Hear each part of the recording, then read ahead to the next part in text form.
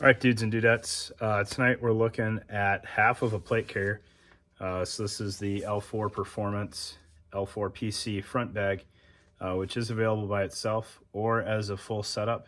I do not have the full setup, and I neglected to see what the rear bag looks like. But this is the front bag, which is the half that I'm more excited about. Nothing against the rear bag, but this thing adds a lot of capabilities to existing options that are out there and packs a lot of features into what is essentially a two-dimensional chunk of fabric.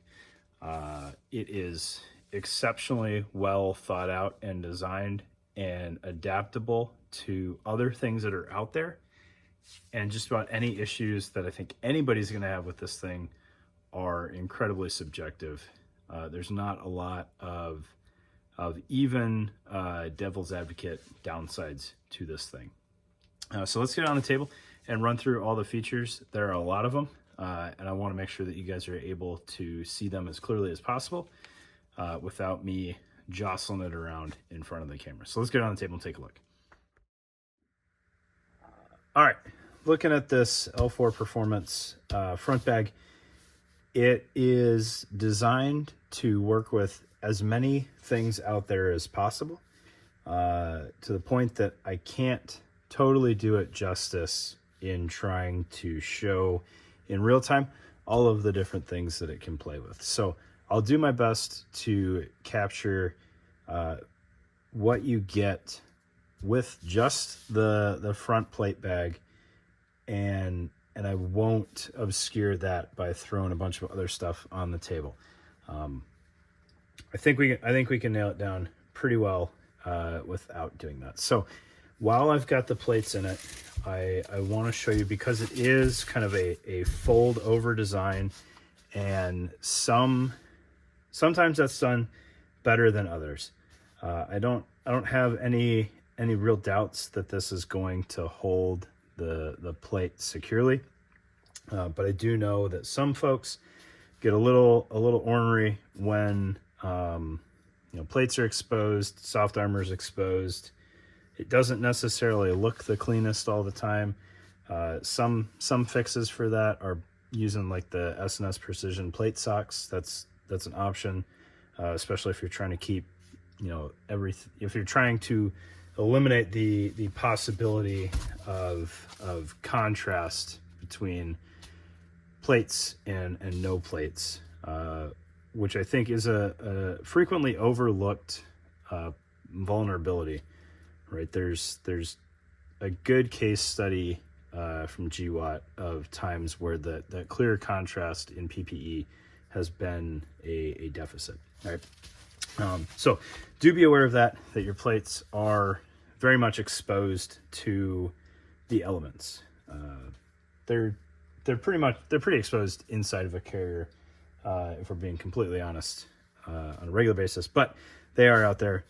Potential for some degradation from exposure to the sun and whatnot. Plate socks are a good idea. All right, your bottom corners are out there a little bit. They protrude a little bit from the body of the plate carrier there. So there's I think if anything, the potential to impact the ground when you're moving this thing around, not necessarily when you're wearing it. That hazard exists all the time, but just in administrative movements, the ability for your plates to contact surfaces that you wouldn't otherwise want them to contact does exist. All right. When we open this up,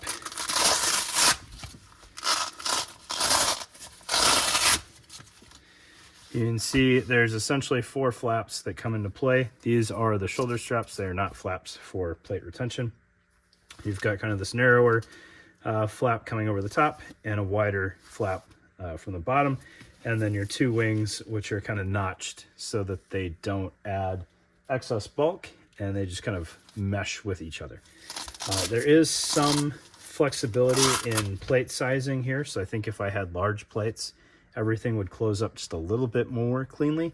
With medium plates, there's a little bit of excess closure there that starts to have these almost overlapping with each other. And there is very much some window for user error in centering your plate, both vertically and horizontally. All right, with that said, I think we can get the plates out of the way and move on with our lives. So there is a curve backer. I do believe this is curve and not Tigris, which provides kind of the structure and the some of the strength, right? The squadron material is not weak by any stretch of the imagination, but this is kind of the heart of the structure to the system. I do have the original front plate bag here. So they have since tweaked some of the design a little bit. They've notched some of the corners a little bit, and they've tweaked the geometry a little bit to make it mesh better with plates. The features and the overall capability should be exactly the same. All right. If anything, you're going to get a better product than what I have on the table. All right. So there's your backer. There is a little bit of loop up here where there's nothing to engage with it. And that is so that if you don't need the shoulder straps, they can tuck in, in front of the plate or behind the plate, however you want to work that. Probably behind the plate would be best, right? So you tuck those in, and then you throw your plate on top of it, and they are more secure there because they are still going to be load bearing, and I'll get to that in a minute. All right. These little wings here, this is the only piece, and I should have asked them, that I'm not totally sure what's going on with these. They very much, to me, seem like they're just there to wrap around the plate, but the little tabs on here, I'm not quite sure. I feel like there's a function there that I missed. That's an oversight on my part. All right, we'll get to the front of this thing and then potentially go around to the back. So there is laser cut stuff going on all over the place on this thing, and it is to add as much utility as possible. So I think what will work best is if we kind of work from the flanks in and then talk about the rest of the plate bag features. All right, so you have two webbing tabs here with Velcro on top. That is for tying in a AVS harness. I'm sorry, this would have made more sense from the back here. That is how you can either feed in the end of your running end of the harness or fix mount by folding the harness back over. I don't have an AVS harness on hand anymore.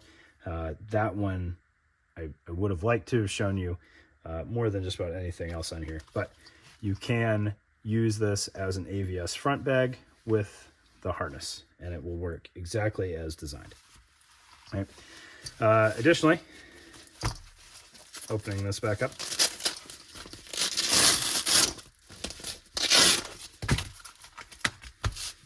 you have a handful of small laser cut notches there. That is for mounting full-size tubes, repair tubes on the flanks of the plate carrier, so that if you want to use the PALS field on the front for fixed mounted pouches, you can have tubes hanging off the sides of the plate bag. And if you have a tubes compatible cummerbund, you don't need to worry about using this Velcro at all to secure the cummerbund. Moving in from there, you've got a couple of laser cut lanyard holes here. So if you want to lash tourniquets or whatever else in there, you can absolutely do that. If you want to use it for comm mounting, that's a possibility. They are not in the curve behind it. They're just in the squadron there. So if you wanted to use rubber bands through those holes as well, the squadron is going to have somewhat of an edge on it that may wear through those rubber bands, but it won't be nearly as extreme as if it was going through the curve as well. So if you wanted to rubber band tourniquets or something like that. Then there is a larger slot here. That is for SPC cummerbund compatibility there.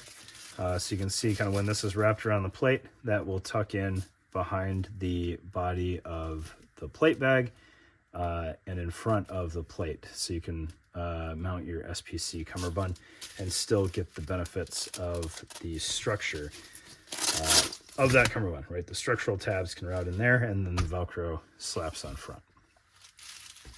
You've got a laser cut chunk down here for if you wanted to put elastic for retaining a tourniquet down there, or whatever else you wanted to kind of tether to the bottom of your plate bag.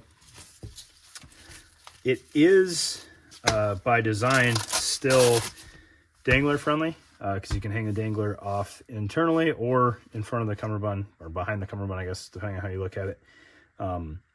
Whichever way you prefer. I like it internal to the plate bag, so while you don't have the traditional sandwich that you would with a plate bag closure, you can still access this loop from the front and mount a dangler there. So you're going to need a hook outward facing dangler to do that. All right, then you've got your Velcro and PALS field here. So if you're using placards or Velcro flapped cummerbunds, those will mount on here. If you're not, you can mount MOLLE pouches on here and be just fine. Above that, there are some slots here. So this is AVS placard compatible as well. You can run them through those little notches there, and then Velcro the wings or fingers to the front of your plate bag. Additionally, you've got some other placard mounting options up here. So if you wanted to hang a surface mount side release buckle or a regular repair buckle on there, that will work. Or if you want to use a G-hook placard, those will also engage with these, and you've got two ride height options from that. One of the most unique features is in the center here, and that's the integrated phone board. I believe this is a fidlock buckle. So that is the Velcro tab there. If I had any real complaint on this thing at all, it's that there's not a way to hard mount this retention strap here, because the fidlock is how you actually open the phone board, but this Velcro isn't on there super strongly. Now you can absolutely fix that a little bit. For example, by throwing a patch of some sort on the front of that is going to increase the Velcro continuity. Obviously, if I had a larger patch, that would further help attach that. Or going a little bit more extreme, having any sort of PALS mounted pouch on here is also going to put pressure on that and keep it attached there. So once that fidlock is opened, you've got a curve flap here that opens up, and you can Velcro an end user device or cell phone, or even KDU if you really wanted to. I've not messed around with KDUs at all, so I don't know if there's a way to lock the buttons. That may be one downside to trying to do that internally. But you can mount whatever you want there. It will fit a standard size smartphone pretty well, so I threw my my iPhone on there, and it wasn't overhanging the sides. I don't have a Pro model though, so if you stepped up to a Pro model, you might run into some issues with placard compatibility and having it hang past the flap. But you can easily slap a chunk of loop on the outside of your case to attach it to this. And what's nice is if you're not using the phone board, they gave you some loop kind of internal here to help that want to stay closed when there's not a phone in there. Fidlock buckles, if you don't have any experience with it, and if I'm not saying that wrong, is kind of a neat magnetic closure.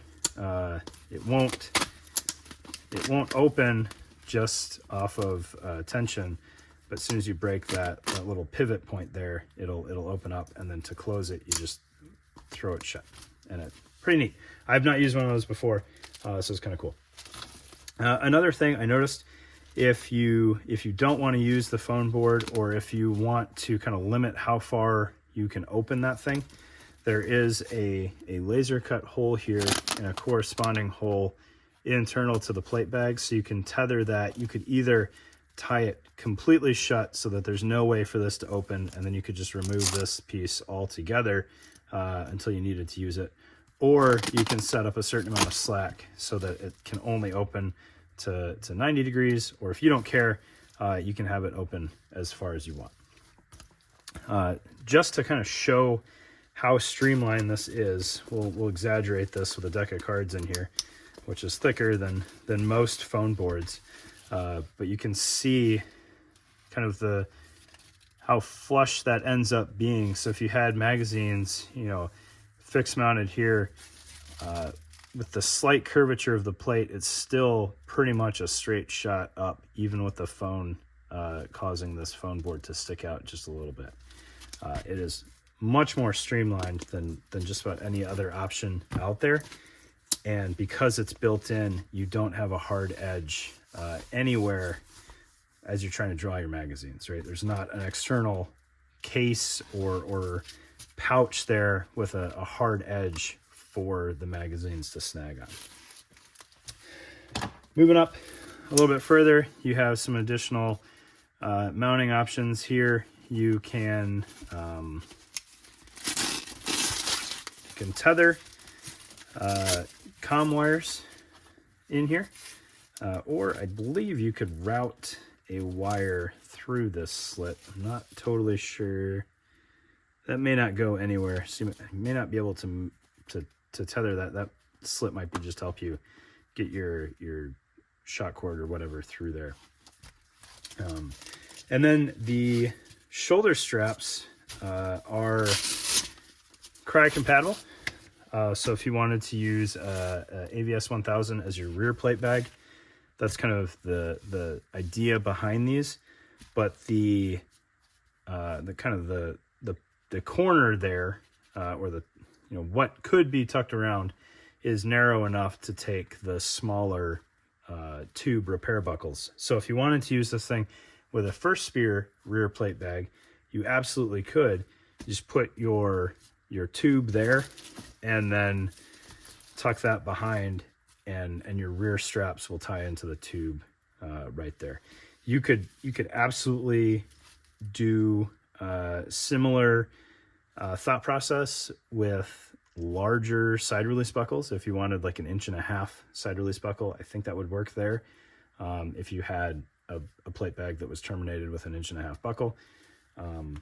If you wanted to get really creative and do something like the Eagle plate carrier, the old school Eagle plate carrier that had the 1 inch side release buckle to help secure things, you could probably figure that out as well, but it's not built for that. But I think that's kind of it on this thing. 17 minutes on a front plate bag is an impressive use of your time, I guess. Very, very cool.